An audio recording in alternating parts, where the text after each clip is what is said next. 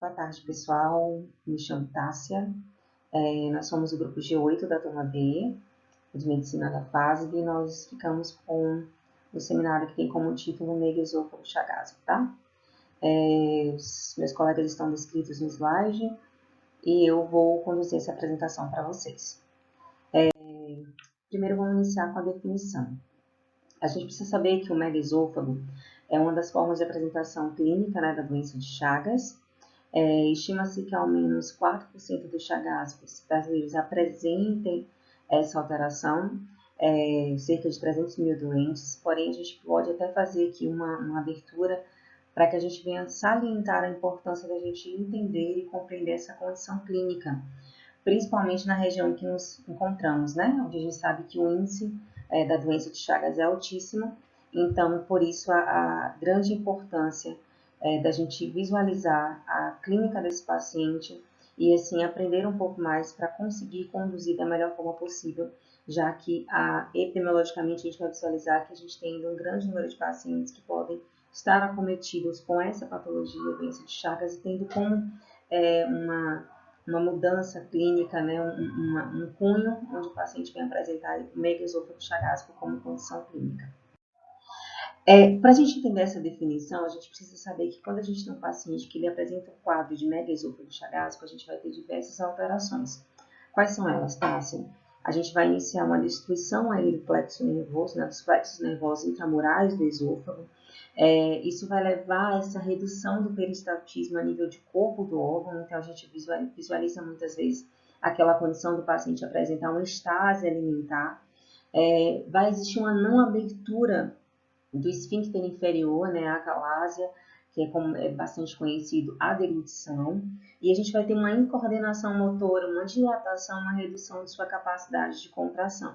Então, todas essas alterações, elas definem essa condição e vai culminar no paciente apresentar esse padrão, onde ele vai trazer a dificuldade que ele vai apresentar, tanto de deglutir, como também no hábito alimentar, né, diário de vida dele. É importante a gente salientar e comentar um pouco sobre essa epidemiologia, né? Lembrando e deixando muito claro que a doença de Chagas é o único fator etiológico realmente comprovado do megaesôfago, né? Então, a gente vai visualizar que ele representa 90% dos casos no nosso país, no Brasil, e no mundo é considerada, né, de origem idiopática. Então, como que foi que começou essa descoberta, essa situação? A gente precisa lembrar que essa descoberta foi por Carlos Chagas, então por isso o nome, em 1916. Então, complementando os dados epidemiológicos, a gente precisa salientar que cerca de 8 a 40% dos pacientes com portadores da doença de Chagas, eles vão apresentar manifestações esofágicas em diferentes graus. E a gente vai visualizar isso muito bem representado nas manifestações clínicas que vão ser aplicadas também quando a gente pensar no tratamento desses pacientes. Então, o que é importante? O megaesôfago chagásico é a manifestação digestiva mais comum, né? O nosso paciente vai apresentar e essa manifestação ela vai implicar em diminuição da qualidade de vida do paciente. Né? A gente sabe que representa aí um problema socioeconômico em nosso país, é um problema sim que a gente visualiza na saúde, de saúde pública, né? Se a gente pensar nessa condição, e a mortalidade dos pacientes ela é baixa, né? Apesar de todos esses dados descritos acima, a gente ainda visualiza que dentro da doença de Chagas, a condição do megaesôfago chagásico ainda traz uma baixa mortalidade para os nossos pacientes. Pensando na etiologia, então a gente sabe que ela pode ser de origem idiopática ou chagásica, né? E esta moléstia de origem chagásica vai trazer um amplo espectro de manifestações que vão ser secundárias a esse agente etiológico aí, que é o parasita Trypanosoma cruzi, né? Um protozoário flagelado e é transmitido pelas fezes eliminadas durante as picadas dos vetores. Então, o principal vetor, a gente sabe, é o mosquito barbeiro, e quando a gente pensa nessa zoonose, essa forma chagásica que tem a utilização do vetor, é uma das formas que a gente tem mais representadas de origem epidemiológica, né, desse tipo de zoonose vetorial, que a gente pode chamar assim. É importante a gente salientar também que esse agente etiológico, né, ele tem aí a forma flagelada, porém, quando ele faz a inoculação no hospedeiro, que no caso a gente está falando aqui do homem, a gente sabe que ele vai perder essa forma flagelada, ou que pode ser anteriormente chamada de epimastigota, E quando ele vai fazer essa inoculação, ele já vai para a forma a mastigota. Por que é importante a gente salientar isso? Porque essa mudança, né, essa perda de flagelos vai levar a essas características representativas na nossa fisiopatologia, que vai culminar justamente na apresentação clínica do nosso paciente, quando ele começa a ter essa destruição desses plexos intramurais do nosso órgão, que no caso é o esôfago, tá? O ciclo de vida do Trypanosoma cruzi no homem. A contaminação de um hospedeiro vertebrado ocorre quando a fêmea do barbeiro, que é hematófaga, pica um mamífero para se alimentar. Após a ingestão do sangue, geralmente o inseto defeca e urina, e se estiver infectado, deposita sobre a pele a forma infectiva do Trypanosoma cruzi, que é denominada tripomastigota metacíclico. Observe que esta forma apresenta grande motilidade. Observe que quando o hospedeiro coça o local da picada, pode carrear o parasito para a região lesionada da pele ou o parasita pode se deslocar para uma região revestida por uma mucosa e aí penetrar, chegando à corrente sanguínea. Em seguida, pode invadir diferentes tipos celulares que encontrarem, como macrófagos, células musculares, células epiteliais e neurônios. Neste exemplo, observamos a forma tripomastigota aderindo à membrana do macrófago e iniciando o processo de internalização via fagocitose, onde há a formação de pseudópodes e o recrutamento de lisossomos para o local de invasão do parasita, que se fundem ao vacúolo parasitóforo em formação. À medida que o processo de internalização do parasita ocorre, lisossomos fundem-se com o vacúolo parasitóforo, descarregando seu conteúdo. Porém, note, o parasita não é afetado. Observe que no interior do vacúolo, a forma tripomastigota se transforma em amastigota e ocorre a lise da membrana do vacúolo.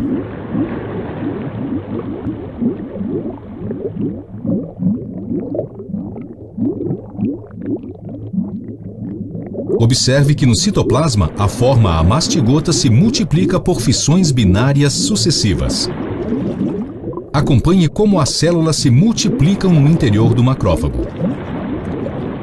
Repare quantas formas amastigotas estão surgindo com as divisões sucessivas, podendo ocupar todo o citoplasma da célula hospedeira.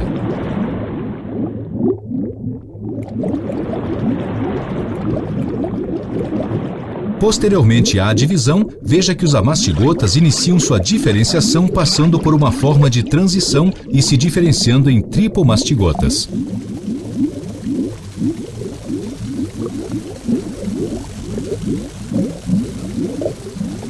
Note que as formas tripomastigotas apresentam um movimento constante e intenso, rompendo a célula hospedeira e sendo liberados no espaço extracelular.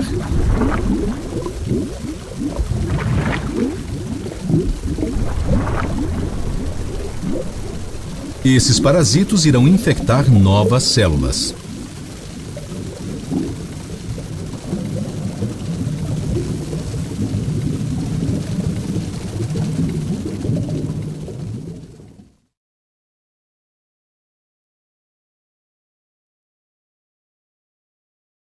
O slide anterior, ele traz bem de forma bem clara e ilustrativa o ciclo, né, de vida do Trypanosoma cruzi no homem, onde ele demonstra desde o processo da infecção até a multiplicação, onde a gente verifica, né, a etiologia baseada realmente no vetor, no agente etiológico e no homem como hospedeiro.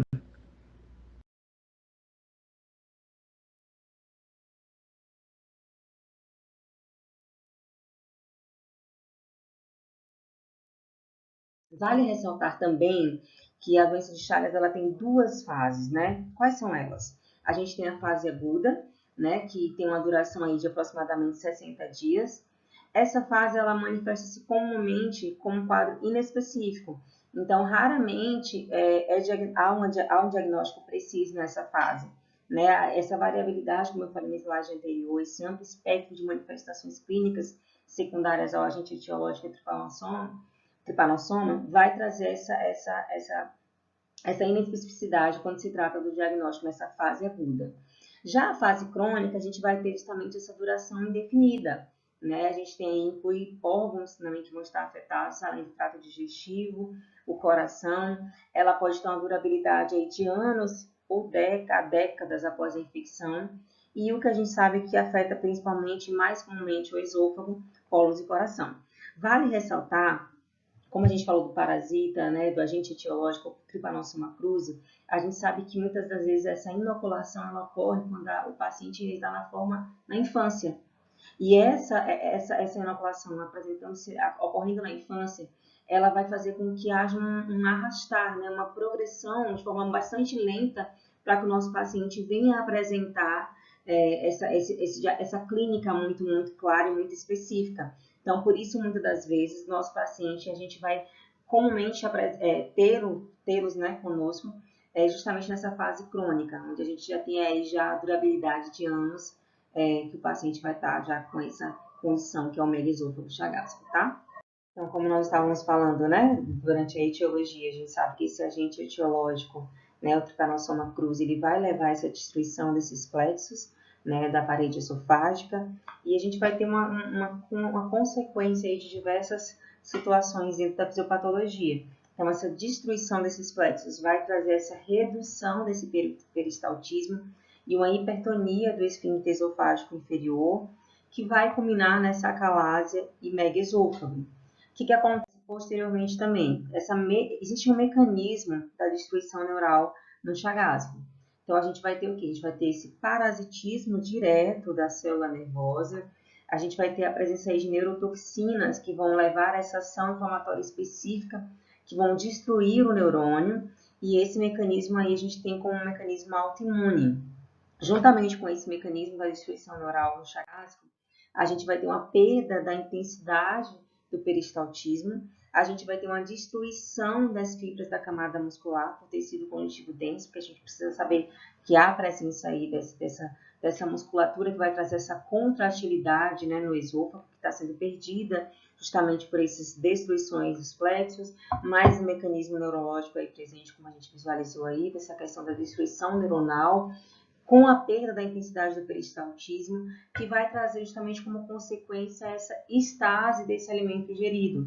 Então, o paciente vai ter aí uma estase alimentar. O que acontece? Qual é o quadro clínico que vai fazer com que esse paciente nos procure, ou que venha procurar o médico, né? Porque muitas vezes o paciente vai procurar o médico justamente por essa primeira e principal sintomatologia, que é essa disfagia. Essa disfagia, a gente precisa ter muito em mente que ela está ali instalada ao longo dos anos. Como a gente verificou, a forma crônica muitas vezes vai ser a forma que o nosso paciente vai vir ou procurar justamente o serviço médico. Então, ele vai apresentar uma dor retroesternal à deglutição, essa pirose retroesternal, né, uma cialorreia, uma hipertrofia das parótidas, e o paciente vai ter também aí, como consequência dessas diversas características e condições fisiopatológicas, um possível aí emagrecimento. Então, diagnóstico, tá? Pensando nesse quadro clínico, a gente vai ter um diagnóstico aí, uma presença de exames laboratoriais que vão ser importantes para a gente trazer essa definição e essa condição clínica de forma mais específica. Então, o primeiro que a gente visualiza aqui é a sorologia para a doença de Chagas, né? Que a gente chama de reação de Machado-Guerreiro, onde a gente vai pesquisar justamente os anticorpos anti-Trypanosoma cruzi. Existem métodos que a gente consegue visualizar e realizar essa sorologia. Quais são eles? A gente tem o ensaio imunoenzimático, né, que é o método de ELISA. A gente tem imunofluorescência indireta, ou IFI, com conjugado de anti-IgG. A gente tem aí também a reação de hemaglutinação com antígenos de Trypanosoma cruzi, tá? Quando a gente pensa nesses métodos da busca pela sorologia da doença de Chagas. A gente vai ter o quê? A gente vai verificar que a gente tem dentro desse diagnóstico, desses exames que a gente vai visualizar no nosso paciente, a gente tem um exame radiológico contrastado do esôfago. O que acontece? Esse exame, a gente consegue, através dele, trazer essa visão do diagnóstico da acalásia, né? Então, ele permite fazer, além dele realizar esse diagnóstico da acalásia, a gente consegue permitir a classificação quanto grau de dilatação. Então, eu falei para vocês lá no início do nosso seminário que justamente esse padrão de megaesôfago chagásico vai apresentar diferentes graus. e durante o exame radiológico a gente vai conseguir ter esse grau de dilatação, porque quanto maior o grau, maior vai ser o comprometimento desse paciente. Então, por isso que a gente também realiza, além do padrão da sorologia de Chagas, dentro dos métodos visualizados no slide anterior, a gente vai ter esse exame radiológico aí, contrastado, para que a gente visualize como é que está o diagnóstico dessa acalásia, né? Que a gente sabe que a acalásia vai trazer esse principal sintoma que a gente verificou também anteriormente, que é a disfagia, ok? No nosso paciente. Como a gente estava falando no slide anterior sobre essa questão do exame radiológico, nós utilizamos a classificação de Rezende. Essa classificação de Rezende, ela vai trazer diversos graus, né, do 1 ao 4, onde esses graus eles vão ser variados de acordo ao comprometimento.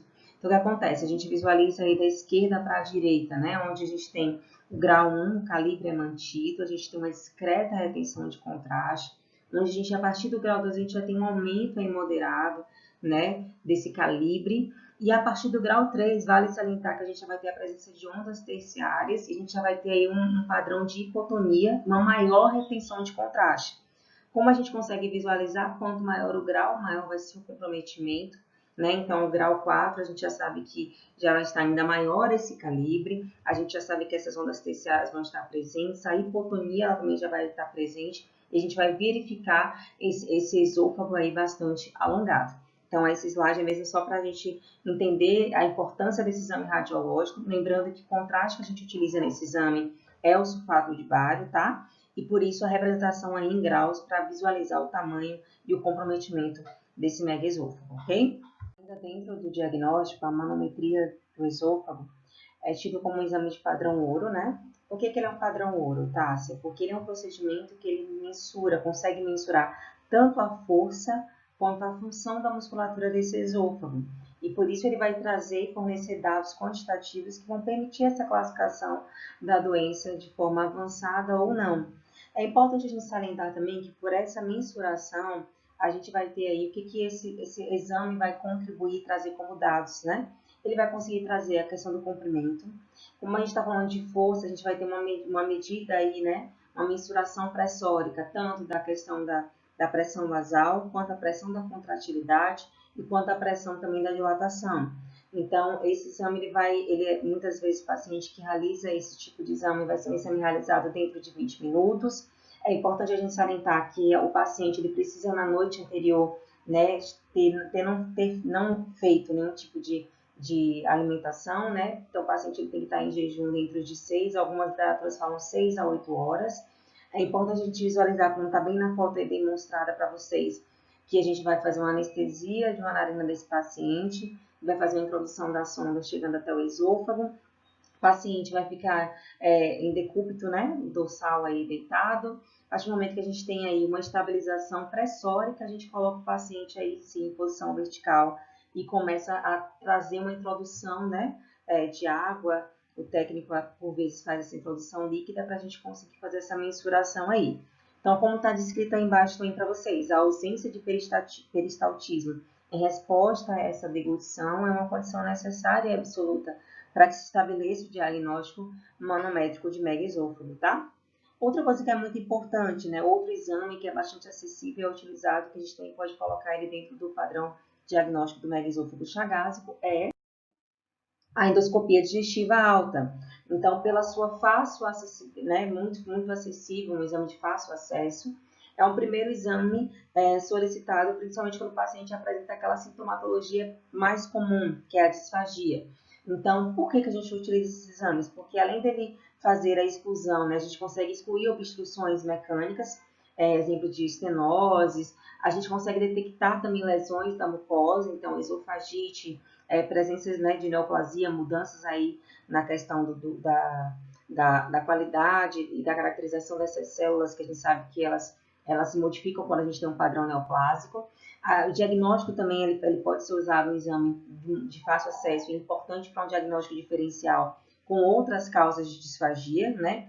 Uma vez que a dilatação ela nem sempre ela vai estar evidente, por isso que a gente visualizou que existem diferentes graus. Então, muitas vezes, a gente pode não ter em evidência essa presença, né, de dilatação. Partindo agora para a classificação do megaesôfago, a gente precisa compreender que essa classificação ela vai ser mensurada através dos aspectos radiológicos. Então, a gente visualizou lá aquele exame, né, radiológico com contraste, que é o sulfato de bário, na região do esôfago. A gente verificou a manometria como um padrão ouro. Então, todos esses achados, esses aspectos, tanto radiológicos como manométricos, eles vão ser importantes para a gente fazer essa classificação.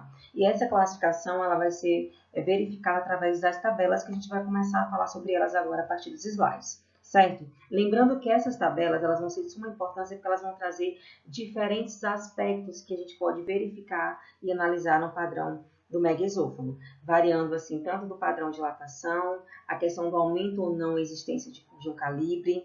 A gente vai verificar também se existe a presença ou não de um comprometimento maior desse esôfago. Então, por isso, essa classificação, as classificações a seguir, elas vão trazer graus variáveis.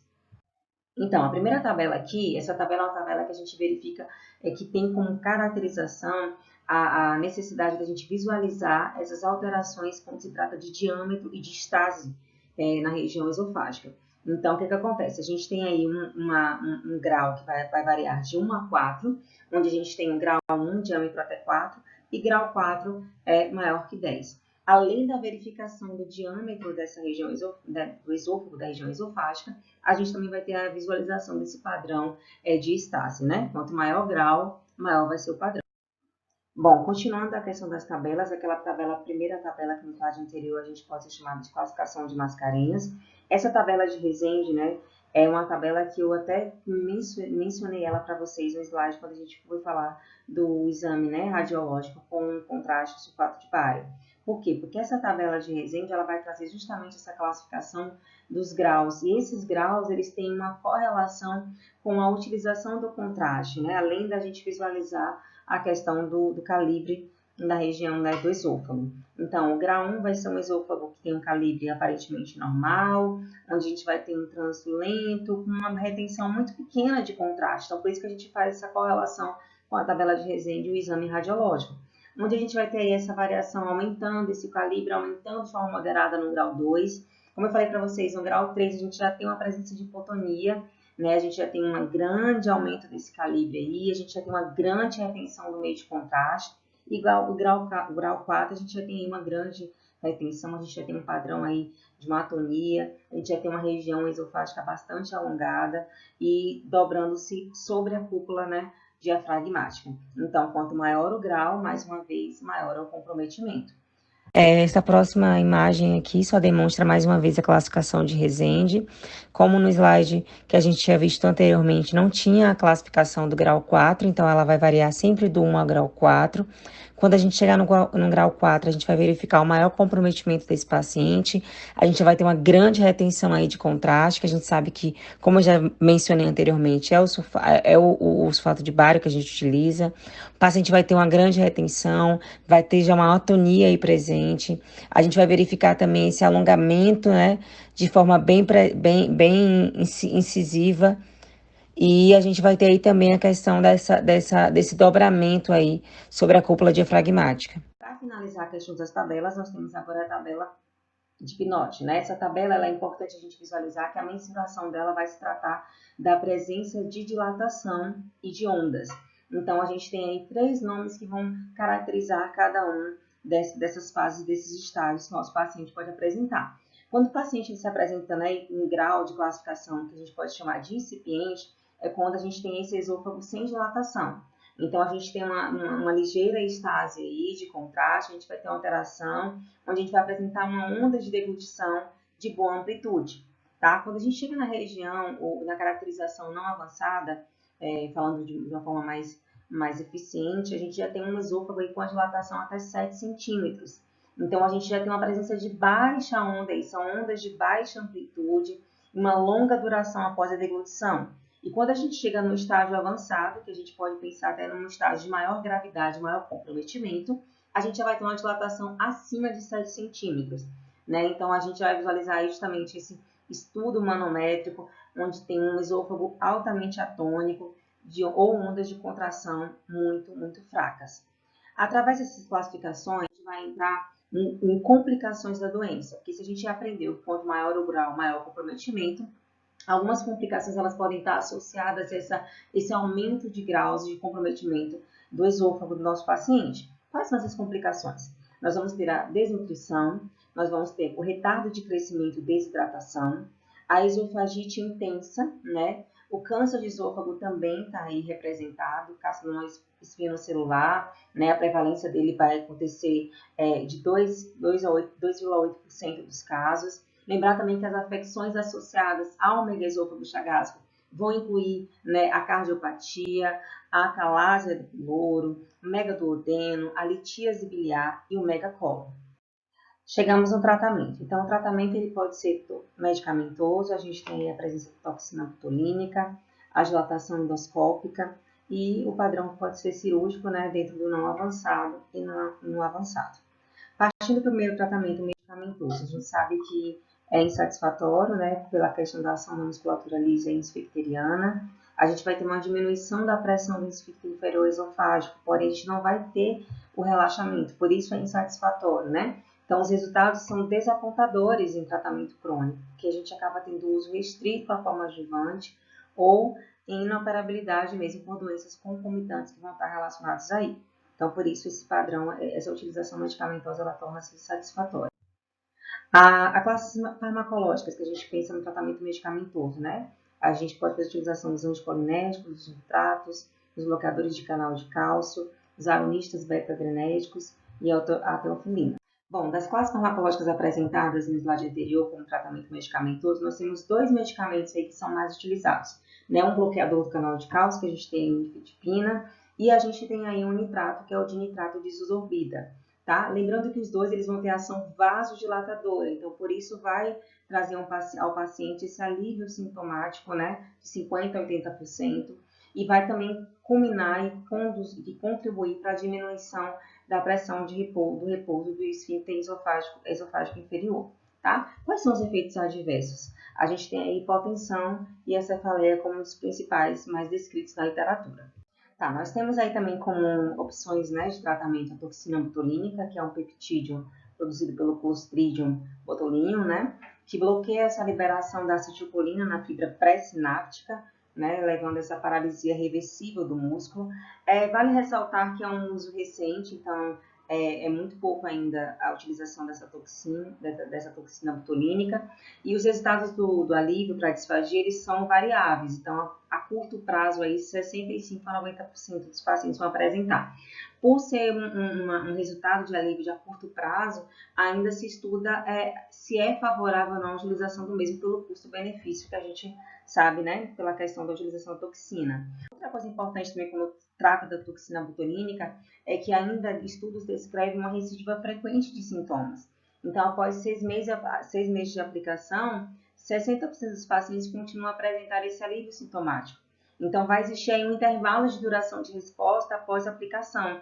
E essa duração, essa durabilidade após a aplicação, ela também implica-se também muito qual a utilização dessa toxínica, qual a empresa que está fornecendo essa toxina, para saber se existe um padrão de eficiência, uma qualidade maior ou não. Então, por isso a gente verifica aí dentro dos estudos que utiliza-se uma variabilidade de acordo com a durabilidade dessa toxina, que vai variar de 7 meses a 1 ano e 2 meses, tá? Lembrando que é menos eficiente, menos duradouro do que a dilatação, né? E pode atuar como ponte, né, para outros métodos de tratamento. Como eu falei anteriormente, é recente a utilização do mesmo e, consequentemente, o custo-benefício deve ser bastante avaliado na utilização como opção de terapêutica, tá? A dilatação endoscópica também é uma das primeiras formas de tratamentos empregados, né? Então, a dilatação pneumática, ela vai ser importante, modalidade terapêutica, quando a gente pensa na terapêutica mesmo. Você vai posicionar o balão, né, no esfíncter esofágico inferior. Você vai insuflar por 1 a 3 minutos a uma pressão de 300 milímetros de mercúrio. E para uma boa resposta terapêutica, a gente vai ter que fazer essa correlação do diâmetro, né, menor ou igual a 3 centímetros e reduzir a pressão de repouso para menor que 10. Bom, esse slide é só uma ilustração, né, uma mera ilustração para vocês terem uma visualização do que se trata esse balão pneumático. Este vídeo nos mostra como a dilatação esofágica endoscópica é feita utilizando um balão.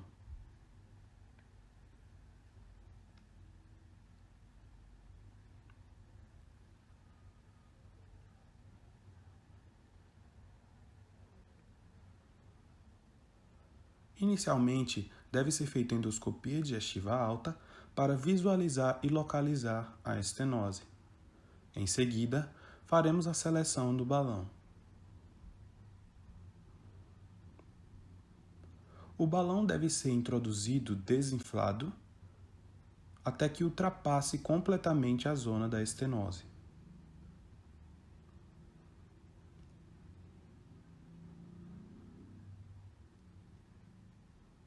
Posteriormente, deve-se retroceder esse balão até que fique centralizado com a estenose. O balão deve ser insuflado utilizando o meio de contraste para que seja visualizado ao exame de imagem.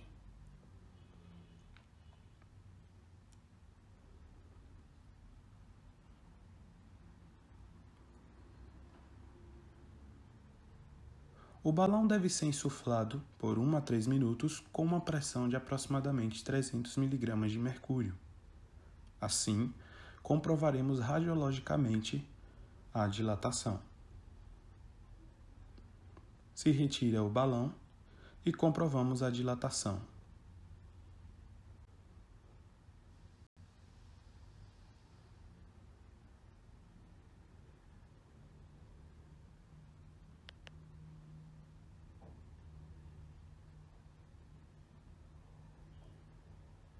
O slide anterior, ele traz de forma bem ilustrativa, né, a representação dessa técnica cirúrgica do balão pneumático.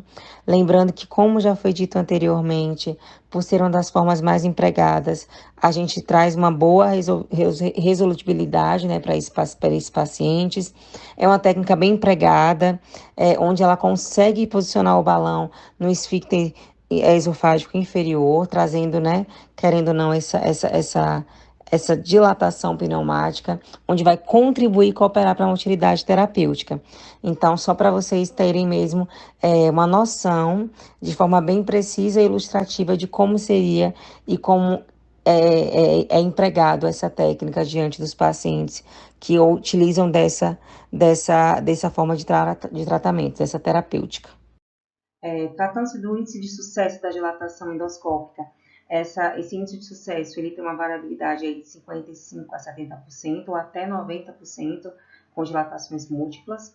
15% a 45% necessitam de várias dilatações, o que muitas vezes implica em algumas complicações. Quais seriam elas? A gente tem a perfuração esofágica como a mais importante e com maior mortalidade, e a dor prolongada, né? O refluxo gastroesofágico, aspiração traqueobrônquica, hemorragia e erosões de mucosa e hematoma intramural.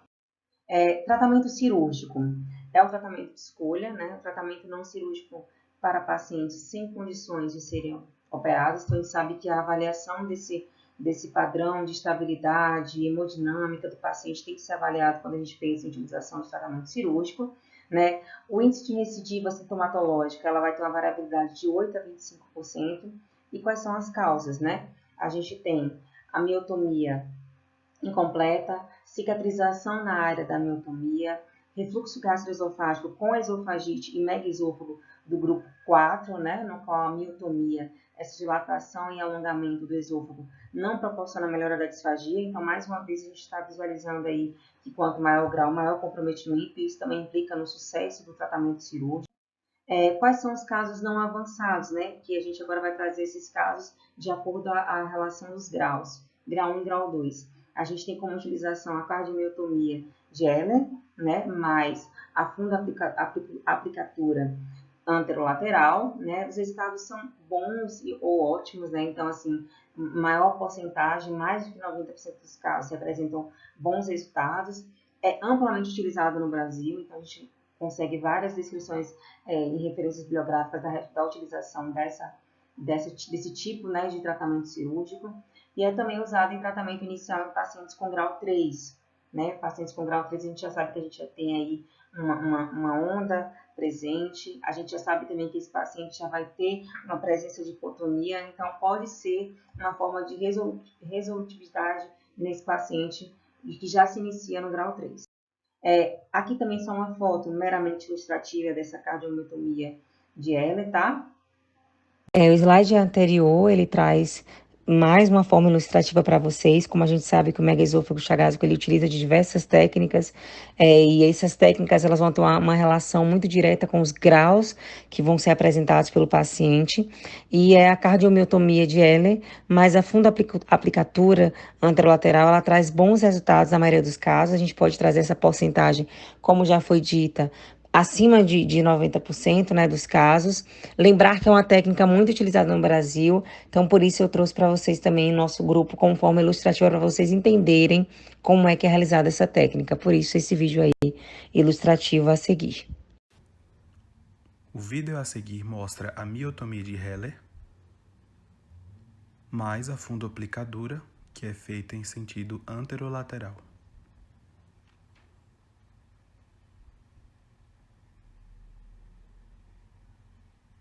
Dentro da variabilidade dos graus, quando a gente pensa em casos avançados, nós vamos pensar em grau 3 e grau 4, ou casos recorrentes, onde não há um consenso sobre a melhor técnica, porém existem algumas técnicas realizadas, que é a ressecção de órgão, a esofagectomia subtotal, com esofagogastroplastia transmediastinal posterior, a mucosectomia esofágica e as cardioplastias aí exemplificadas como a cirurgia de serradória e a cardioplastia ATA-Foucault.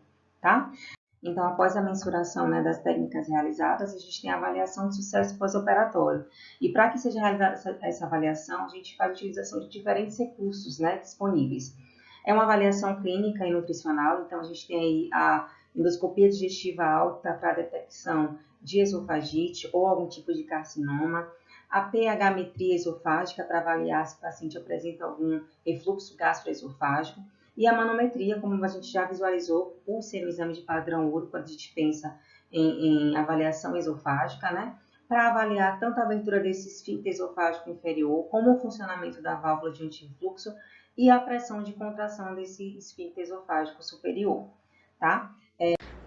Bom, pessoal, para maior aplicabilidade, né, daquilo que a gente visualizou, da fundamentação que foi feita de acordo com o assunto abordado, que é o megaesôfago chagásico, a gente trouxe aqui a representação disso em forma prática, né, com a descrição de um caso clínico, para que a gente venha trazer isso de forma mais precisa, para que a gente venha pensar um pouco como que vai ser a abordagem diante de um caso onde o paciente vem apresentar um quadro de megaesôfago chagásico, tá? Então, a gente vai agora conseguir tentar associar esses conhecimentos e levá-los, assim, para a aplicabilidade de como seria o dia a dia, de como seria a abordagem, quais seriam os exames, a solicitação deles, como que seria todo o proceder diante de um quadro onde o paciente pode apresentar de forma muitas vezes inespecífica o quadro de megaesôfago chagásico. Iniciando então um caso clínico, né, RSS, 45 anos, sexo masculino, pardo, natural e procedente de Riachão das Neves, casado. A gente tem que sempre lembrar que os dados do nosso paciente, eles são imprescindíveis e já nos deve levar um despertamento, um alerta em relação à idade, o sexo e a prevalência ou a incidência de acordo com a patologia, a naturalidade desse paciente, qual é a procedência dele, é uma região endêmica ou não. Então a gente verifica aí que é de Riachão das Neves, a gente começa a pensar realmente nas patologias que estão relacionadas a essa cidade, a essa região, a questão do sexo no sentido dele ser mais prevalente em algumas patologias, como a gente está visualizando aí, a idade do paciente, né, se esse paciente é um paciente que tem uma estrutura familiar, se é casado ou não, quais as manifestações que esse paciente pode vir a apresentar em relação a ser mais tardias, quando a gente pensa nas doenças, como principalmente o megaesôfago chagásico, que vai ser um quadro onde vai ser arrastado,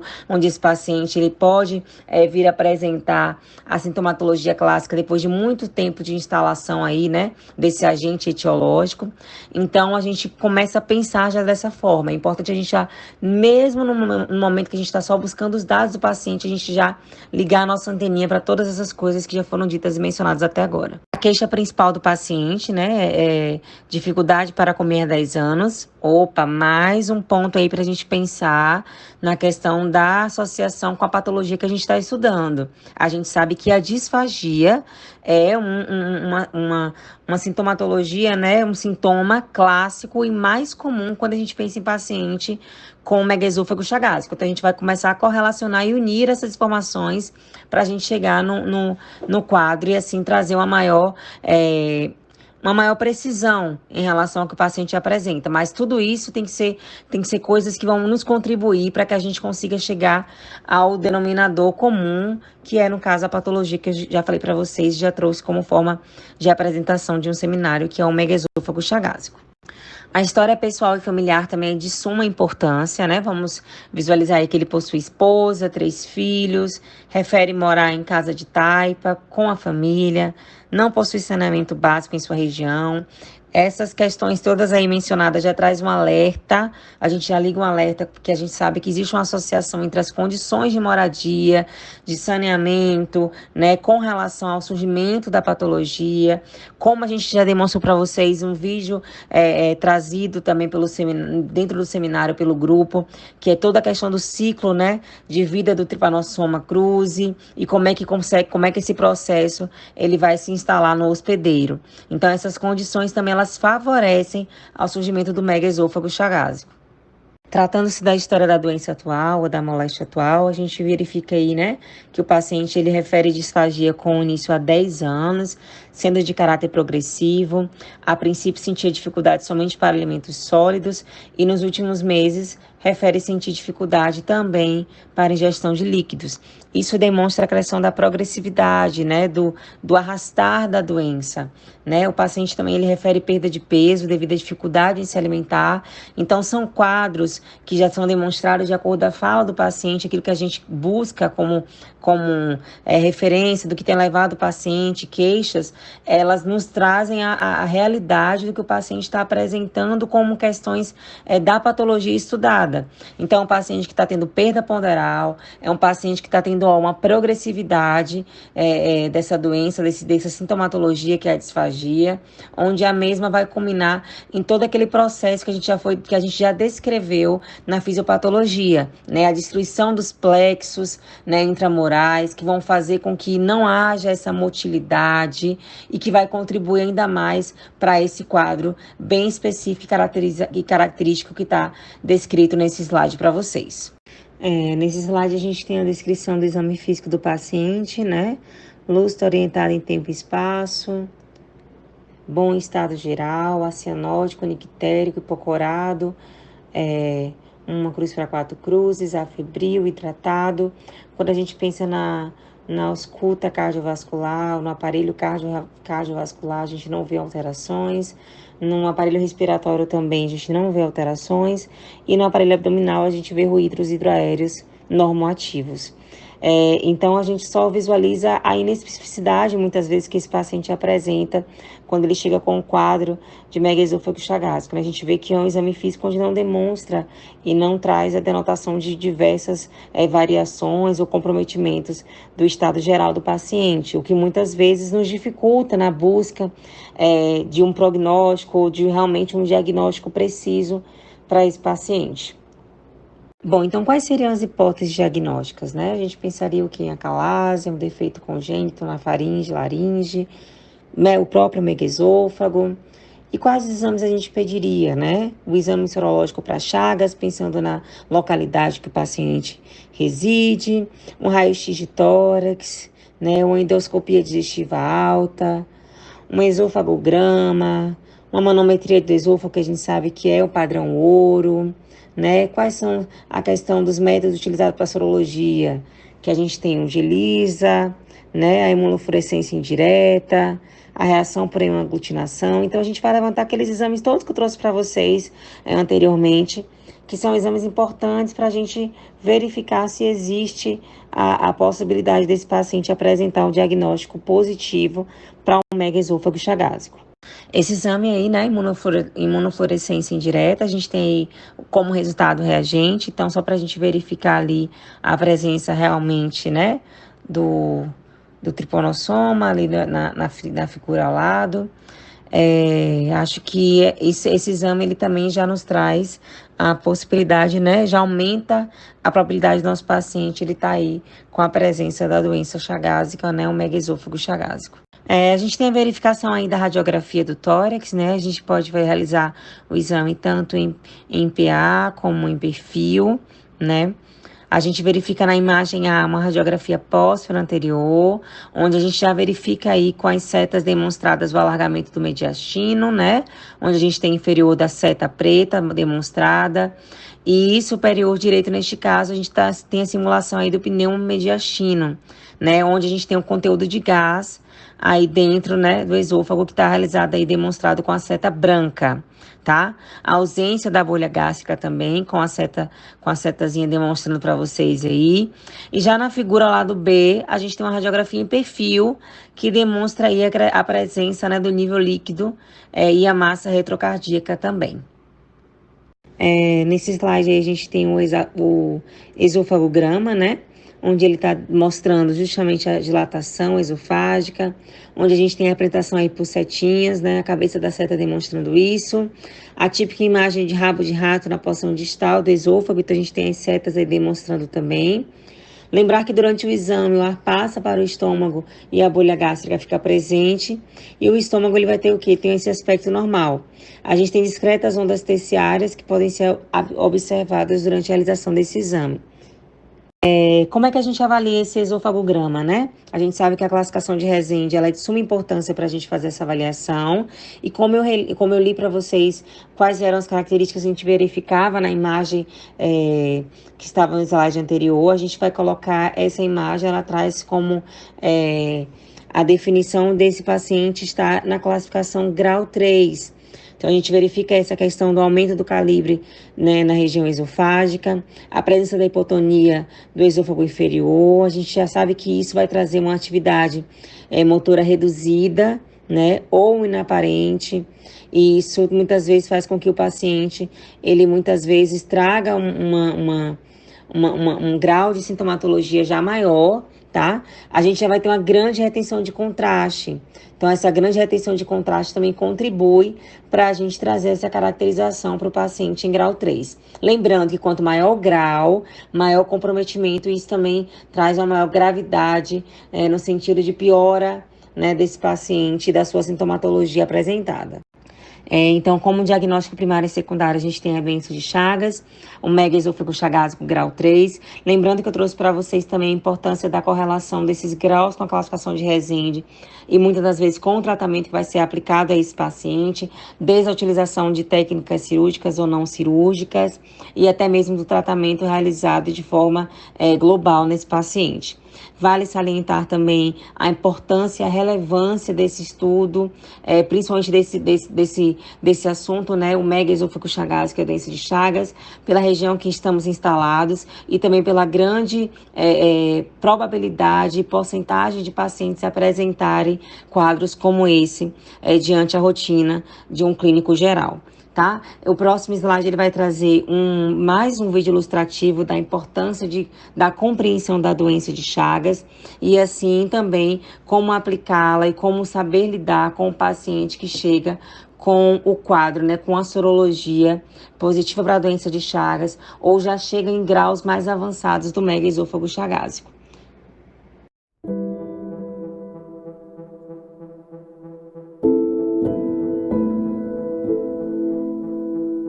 Eu perdi muita gente da minha família com essa doença de Chagas. Eu perdi minha avó materna, perdi minha irmã morreu muito nova. Pues ese es el miedo que yo tuve cuando me dijeron que mi hija se le podía transmitir eso por medio mío. Y unos cuantos se desaniman al momento de hacer el tratamiento porque piensan que les puede presentar esa reacción, ¿no? De tabletas que tomaba me hizo alergia, me dio alergia. A gente sofre mesmo tipo um afastamento, pessoas afastam, que é uma doença que ela é carregada de preconceito. Não sentia nada, aí com 61 anos caí duro. Aí foi terrível mesmo, fui para o hospital, chegou lá, chata. Da minha parte eu falo que é coisa séria, né? E a gente sente fraqueza, e se não tiver em tratamento igual eu estou aí, morre mesmo. Realizei o tratamento, hoje eu tenho a doença e não sou doente, né? E levo uma vida super normal. Pues es muy importante hacerse uno los exámenes y tomarse el tratamiento.